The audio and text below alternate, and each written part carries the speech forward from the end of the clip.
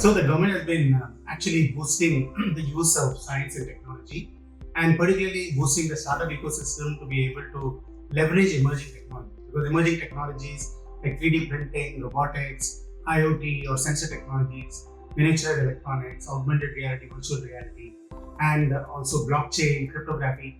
These are all technologies which have become affordable, accessible, available, and advanced. And because of the availability of these technologies and accessibility, it is now possible for many startups to be able to leverage these technologies for creating new solutions for problems and challenges that India has. And India has many challenges. And Fintech incubation and Fintech startups are going to play a very important role in the advancement of our economy, not just from an economic point of view, but also from a socio-economic point of view. Because we have 1.4 billion people, we have over 65% of our country under 35 years old. And so how do we channelize this energy which is there in our demographic dividend to be able to create the job creators of tomorrow? And that means knowledge of the latest technologies like blockchain and cryptography in the fintech world, as well as the JAM treaty, the Jandan accounts that have been opened by the banks, by the government for millions of Indian remote, rural Indians, the access to Aadhaar APIs, the unique ID, which is now enabling you to create one of the most advanced digital public infrastructure in the world, which India is leading and showing how the common man is able to benefit because of access. And the third is, of course, mobile applications and mobile technology. And there is a lot of revolution happening in the mobile technology world, mobile apps being developed. And the ability to integrate all of this through the JAM treaty is what is giving rise to a slew of new applications along with the digital public infrastructure. So what you're seeing now is connectivity to the remotest parts of the country and the ability to have accessibility to finance, access to various schemes, direct benefit transfers that the government has enabled, as well as the ability to have affordable transactions. Beam and PhonePe and all of these have reduced the cost of financial transactions tremendously, and that is very important. So going forward, I see tremendous integration with AI.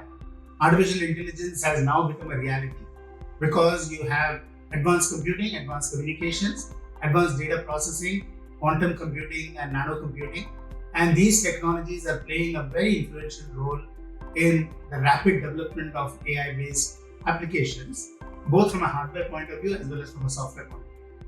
And that is going to revolutionize the fintech sector.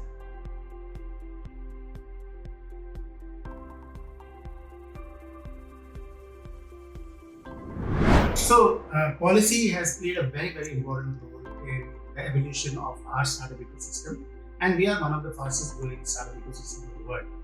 Policy has played a role not only in the setting up of startups and making life easier for the startups, like you have institutions like Atal Innovation Mission, Department of Science and Technology, Department of Biotechnology, who have set up incubators in the country to facilitate startups and the growth of startups.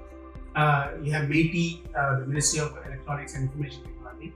All of these organizations constantly interact now with the startup world. We have more than 117,000 startups, as you're aware, and we have more than 117 unicorns in our country. So these unicorns, the growth of such unicorns, and the fact that we also have one of the third largest number of unicorns in the fintech world, more than 28 unicorns and more than 37 minicorns, as they say, and about 87 sunicorns. These are all possible because of policy changes which enable the startup in terms of ease of being able to register a startup and the ease of access to funds through incubators and accelerator programs that the government has set up. Similarly, there is a lot of feedback given from the entire ecosystem of startups and incubators that the government regularly factors in and changes the policy and also enables new schemes from an inclusivity point of view, from rural financing and encouraging tier 2, tier 3 cities to benefit from the innovation initiatives that India is launching. And so policy making is extremely important.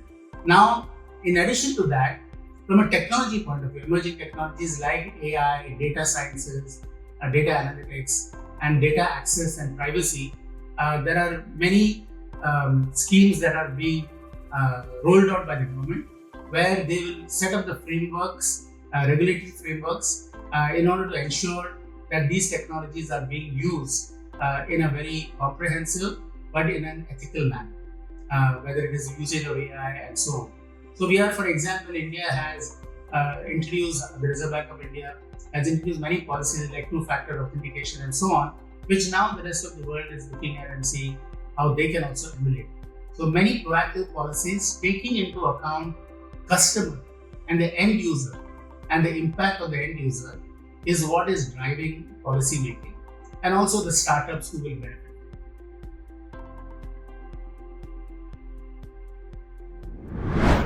I think this is a great initiative that Yes Bank, Reserve Bank of India, Innovation Hub, and SPJMR have launched in terms of creating this accelerator program, where you have, out of several startups who applied, you identified 16 startups, and you will be, over the next 90 days, enabling them and supporting them to come to a stage where they are investable by large venture capitalists, and they also are mentored and supported with rich domain knowledge, technology knowledge that is required in order for the startup to reach a scale-up position.